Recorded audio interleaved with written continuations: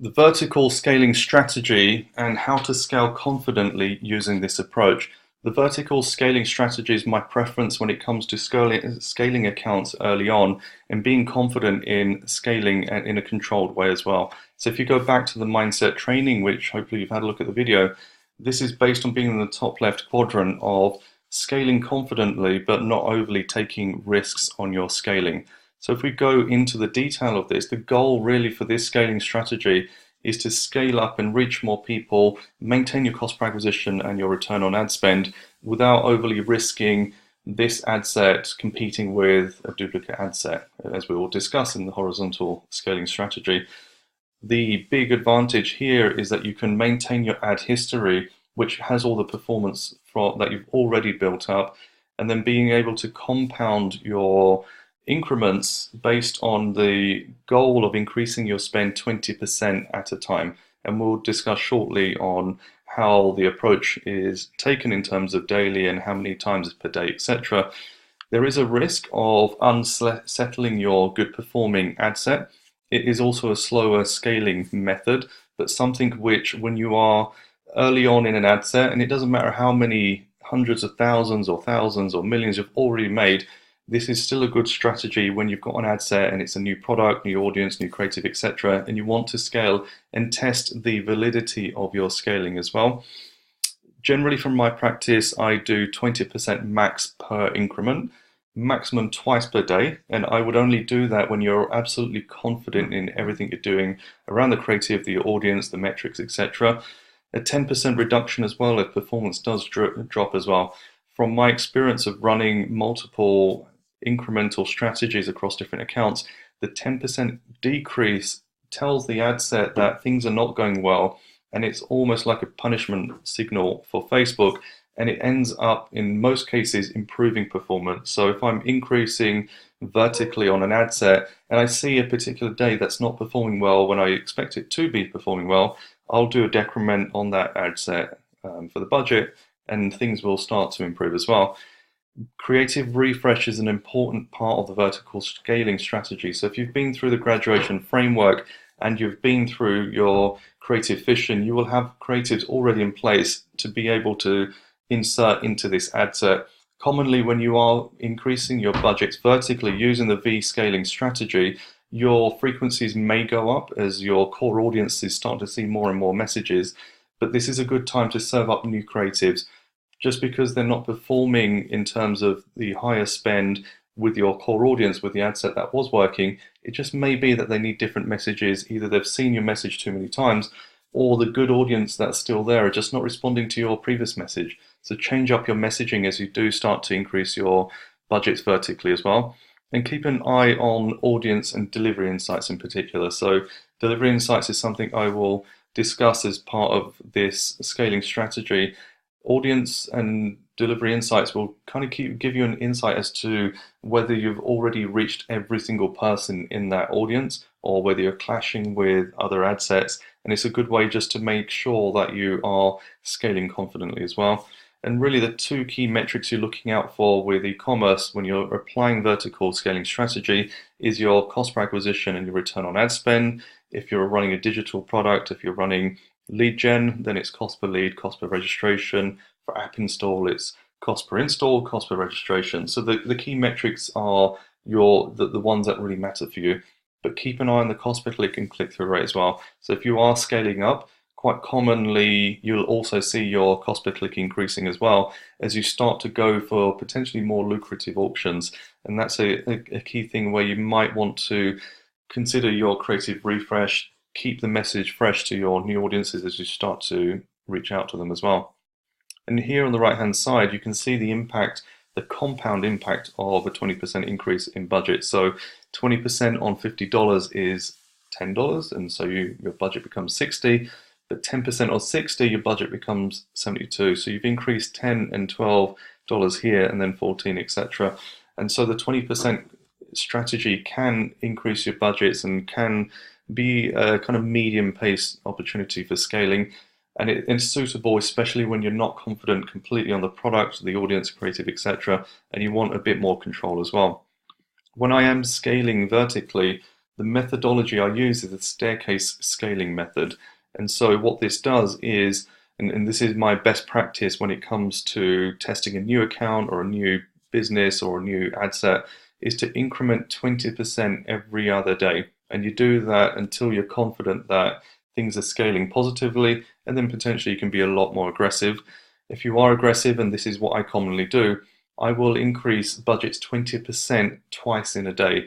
I will do it at the start of the day based on previous day's performance, and I'll do it within the day if the metrics are really, really good as well. Generally, anywhere between kind of 12 and maybe 2, 3 p.m., but no later, because the later you increase your budgets, the more chance that Facebook will waste your spend as well. So to give you a kind of really kind of edge case example, let's say you increase your budget 20% at 8 o'clock in the evening, then chances are either Facebook will struggle to spend it, or it will spend it, but with a bad audience as well. So keep that in mind when you're scaling. And then also thinking about the punishment side of it as well. So as we've mentioned earlier, as you are increasing your budgets, things may not always go to plan. Be in a position to either not increase, but also to be able to decrease your budget, and using that as a signal for Facebook that something isn't quite working as you need it to. So let me give you an example. This is a client which we took on, and the goal was to get to 10K per day within 30 days and target a CPA of $25. Within this example, we had a proven product, we had a great landing page, and we needed to go and find the audiences that were going to convert and convert well for this particular case. So this example here, just to kind of show you how we incremented the spend up. So we started on a fairly low spend in the kind of hundreds of dollars per day and built that up to 600, 650, etc., etc., slowly scaling it up as we started to see that performance come in, and then being more aggressive with our vertical scaling. And majority of this was through vertical scaling to be able to react to good performance and to kind of bring the budget up as well. So here you can see, for example, the cost per website purchase, with our goal being $25, $35, $25, $53. One of the key things about this account is we are also doing one-time offers post-purchase as well. So for every purchase we bring in, usually there's a second purchase as well. So the ROAS is even better than we're recording here, because this screen within Facebook in the account overview only shows one conversion event here, which is for us website purchases.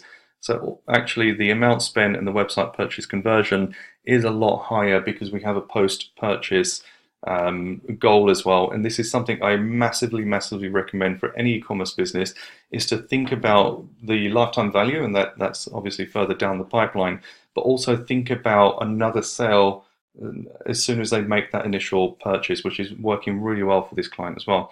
And so you can see here, for example, as we start to scale up and we're going up here in terms of our CPAs, $37, $33, and we're doing optimizations and bringing that down to $24 and $27, which with the second purchase is even lower. So we're looking at $15 to $20 cost per acquisition for this particular account. And at the same time, we're scaling the spend up. So we've hit 4,500 here.